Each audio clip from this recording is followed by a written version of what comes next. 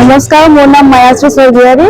আমি অসমৰ নহয় এইটোত খেলিব গৈছিলোঁ national tug of war championship. আমি থাৰ্ড প্ৰাইজটো পাইছোঁ।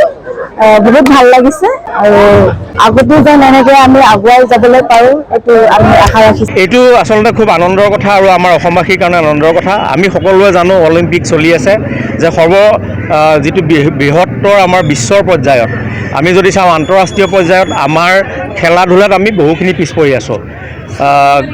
এই ক্ষেত্ৰত সেইখিনি বাদ পাবলৈ বহু দূৰ, তথাপিতো আমাৰ ৰাষ্ট্ৰীয় প্ৰতিযোগিতাটো বিভিন্ন ক্ষেত্ৰত আমাৰ অসমে আচলতে বৰ বিশেষ স্থান দখল কৰিব নোৱাৰে। যেই নহওক আজি আমাৰ ৰঙাপৰা কলেজৰ ছাত্ৰীসকল, এই ছাত্ৰী দলটো জিলা পৰ্যায়ত, তাৰপিছত ৰাজ্যিক পৰ্যায়ত চেম্পিয়ন হৈছিল। তাৰপিছত ৰাজ্যিক দল গঠন হ'ল। ৰঙাপৰা মহাবিদ্যালয়ৰ ছাত্ৰীসকলৰ লগতে যোৰহাটৰ দুগৰাকী ছাত্ৰী আছে আৰু এই ছাত্ৰীসকলে যোৱা বছৰ জইন কৰিছিল। যোৱা বছৰ তেখেতসকল কিছু দূৰ আগুৱাই গৈ ৰৈ গ'ল। এইবাৰ কিন্তু তেওঁলোক শীৰ্ষ তিনিটা দলৰ ভিতৰত স্থান লাভ কৰিবলৈ সক্ষম হ'ল আৰু প্ৰথমবাৰৰ কাৰণে অসমলৈ টাগ অফ ৱাৰত প্ৰথমবাৰৰ কাৰণে ৰাষ্ট্ৰীয় গৌৰৱ ব্ৰঞ্জৰ মেডেল হ'লেও পাই আমাৰ অসমৰ কাৰণে গৌৰৱ কঢ়িয়াই আনিছে।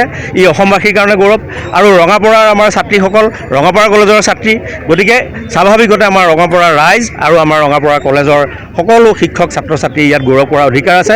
মই শুভেচ্ছা জনাইছোঁ, আশা ৰাখিছোঁ নিশ্চয় ইয়াৰ পিছত আমাৰ অসম দলে এদিন ৰাষ্ট্ৰীয় পৰ্যায়ত চেম্পিয়নৰ খিতাপ লাভ কৰিবলৈ সক্ষম হ'ব। বহুত ভাল লাগিছে, আমাক এনেকৈ ৱেলকাম কৰিছে, বহুত ভাল লাগিছে। আমি এনেকুৱা লগা নাছিলে যে আমাক এনেকৈ ৱেলকাম কৰিব। থেংক ইউ ছ' মাছ। আমি 17 দলে গ্ৰহণ কৰিছিলোঁ। হয়, অতি আনন্দৰ কথা। ৰঙাপৰা মহাবিদ্যালয় উচ্চ শিক্ষা অনুষ্ঠান হিচাপে শিক্ষাৰ দিশত আগবাঢ়ি যোৱাৰ লগতে গাঁৱৰ পৰা অহা ছাত্ৰীসকলক আমি উলিয়াই আনি আজি ৰাষ্ট্ৰীয় পৰ্যায়ৰ খেলৰ প্ৰতিযোগিতালৈ আগবঢ়াই নিব পাৰিছোঁ আৰু ব্ৰঞ্জৰ পদক লাভ কৰিছে। এয়াই ৰঙাপৰা মহাবিদ্যালয়ৰ সফলতা, ৰঙাপৰাবাসী ৰাইজৰ সফলতা, অসমবাসীৰ ৰাইজৰ সফলতা। আমি আশা কৰিছোঁ সকলোৰে সহযোগিতাত আমাৰ ক্ৰীড়াৰ জগতত আমাৰ মহাবিদ্যালয় আৰু আগুৱাই যাব ভৱিষ্যতত।